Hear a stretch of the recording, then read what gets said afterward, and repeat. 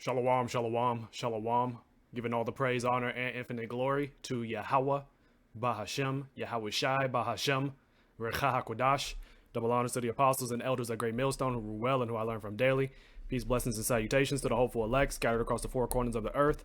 You Israelite foreigners like unto a speckled bird.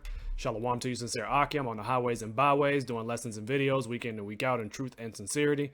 And shalom to you, sincere Akwaf, who's listening in silence as the scriptures command you to do so. This is your brother Isaiah Allah back at you with another lesson through the spirit and power of YAHAWAH, BAHASHAM, YAHAWASHI. Lord willing, I hope this is edifying to the elect of the nation of Israel. And we're going to get right into this one, brothers and sisters. I got this on Natural News. Just another article, one step and another step closer to the MOTB, which is the acronym for the mark of the beast. All right, which we know through the scriptures, the prophecy of Revelation chapter 13, verse 16, all the way down, is the RFID chip. Okay, and so right now they're doing a lot of gradualism and showing you people, just like getting your mind ready for the preparation of the MOTB by doing a little bit here and there. All right, so this is an example of that with Apple to introduce digital passport ID in iOS 26 this fall. So let's read this article so you can take a look. So Apple announced that the WWDC, all right, which is the acronym for the Worldwide Developers Conference. I guess they get together for the company, and they pretty much hold like a huge mass meeting on what like the upcoming software that's about to come out or the related hardware that they're going to introduce for that year. And so with this here, they're going to introduce digital passports in the Apple Wallet, allowing users to store and present digital versions of their passports for select domestic travel and identity verification scenarios. The Transportation Security Administration, the TSA, confirmed its readiness to accept digital passports for security screenings on domestic flights. Apple emphasized that the future is not a replacement for your physical passport, and that end-to-end encryption ensures passport data is secure and never leaves your device without explicit user consent. Information is stored in the iPhone Secure Enclave, and Face ID or Touch ID is required for every use of the digital passport. Privacy advocates, including Alexis Hancock from the Electronic Frontier Foundation, expressed reservations about the implications of a digital-first approach to identity documentation. Hancock highlighted concerns that such integration may overlook scenarios where individuals prefer not to tie their identity documentation to their devices. And she acknowledged the convenience of the feature, but warned that enforcement entities might overstep with this technology. Essentially, like, you're going to have a lot of people and a lot of individuals that, like, are probably more than likely not going to want to use this type of feature, because there's a lot of people, man, like, and it's mainly these Bible Belt Christians and so on and so forth that know what the MOTB is. They know what the mark of the beast is. They're going to buck up against certain technologies because they see the gradualism that's playing out here. They see the what these devils are doing. All right, like slowly but surely, and they're gonna push forth their NWO by doing this type of stuff. Okay. That's all it is gradualism. It's just getting your mind prepared for what's to come. But a lot of people prefer like physical IDs, physical passports, so on and so forth. But this is just a step closer to that, because they're going to integrate everything, all your information, all right, your location, your passports, your money, everything in the chip. And this is like just an example of that, because it's already in your device, in your phone. And so them adding the physical, the ID, like they just recently did the star, I think it's called the star card, the star ID, if I'm not mistaken. Let me see.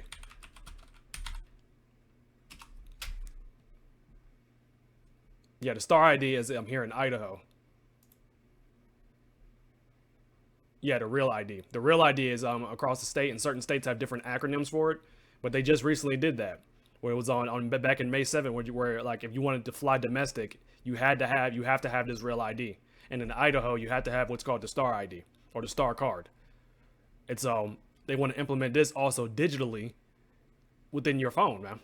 And this is just another example, brothers and sisters, what they're gonna have, or what they're gonna implement, as well as in the RFID chip.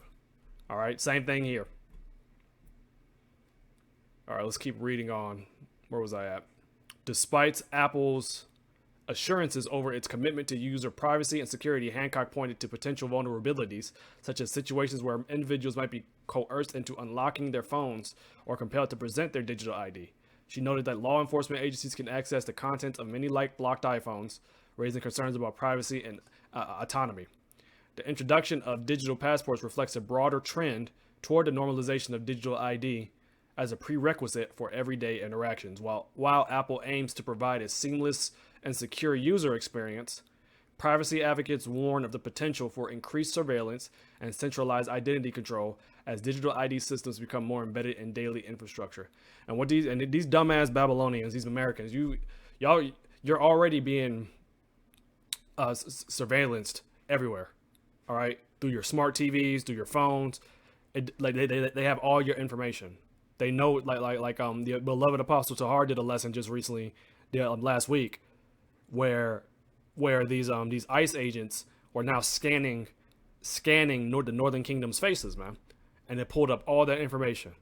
They know who you are. They have all your data in their database. They just want to completely take control by sticking that chip in you, man. They know who you are. They have all your system. If you have a social, they got you. Point blank period, man. Okay? So you're already being surveillanced even when you walk out the house, man. They got mini drones. They have all sorts of technology that you're not even aware of. All right? And so if you have an iPhone, Apple has you in their database. They know who you are. So you keep talking about that, like privacy and so on and so forth. You have no privacy if you have a phone. There's no privacy. Like regardless of what they tell you, they feed you this bullshit. Okay? So continuing on, Apple has unveiled one of its most consequential features to date, passport-based digital identification in Apple Wallet. In its recent annual WWDC, Apple revealed that iOS 26 will reveal support for digital passports in Apple Wallet this fall. And update will allow users to store and present digital versions of their passports for select domestic travel and identity verification scenarios. All right. And of course, they're saying it's not a replacement for the physical, but soon, yeah, it will be in that RFID chip, man. Okay. So I'm just like skimming through.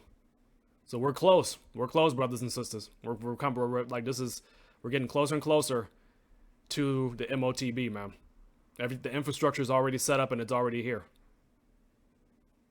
This is more gradualism towards their B system, man, because they want to connect everybody to this system for total control. So let's read this here. Privacy advocates express reservations over a digital-first approach. The company envisions this as the next step towards a frictionless digital ecosystem where identity, navigation, and travel logistics are handled seamlessly with a single device.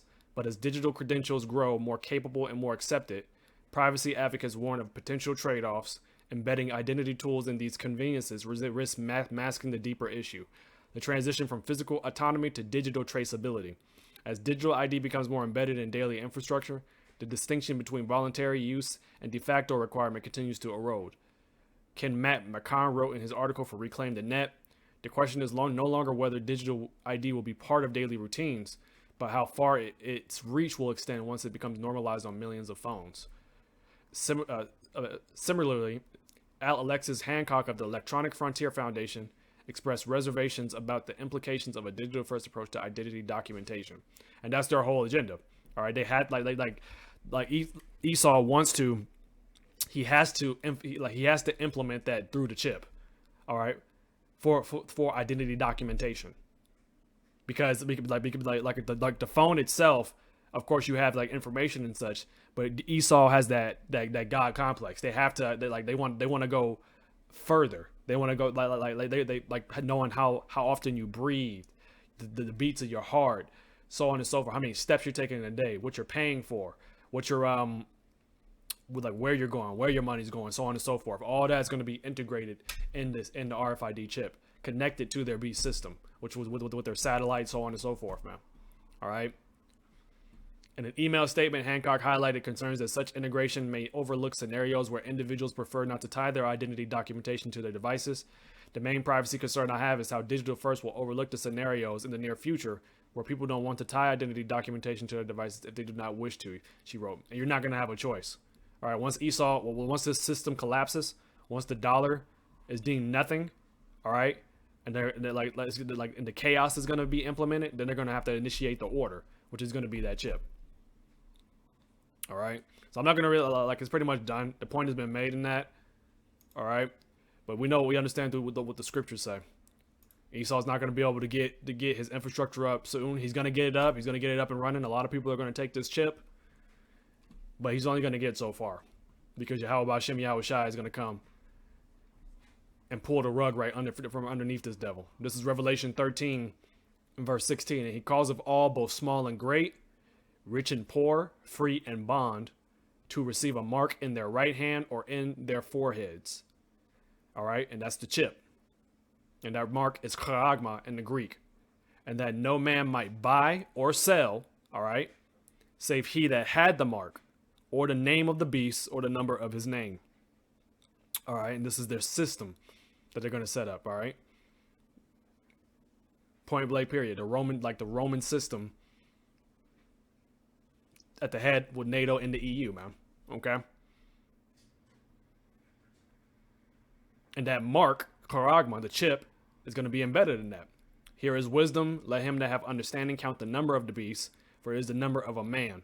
And his number is 603 score and 6, which is their barcode system. The barcode, Salakia, like system, man. Okay? So you can have understanding. It's the universal product code that came out roughly in the mid 70s. So let me show you universal barcode.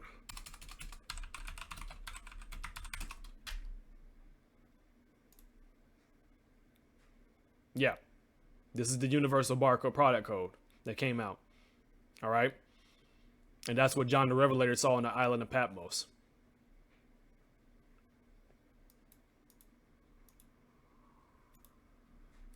We'll get one more, because this devil's not going to get this all the way up. Like I stated, he's going to chip a bunch of people, but then the Lord's going to come and pull the rug from underneath him.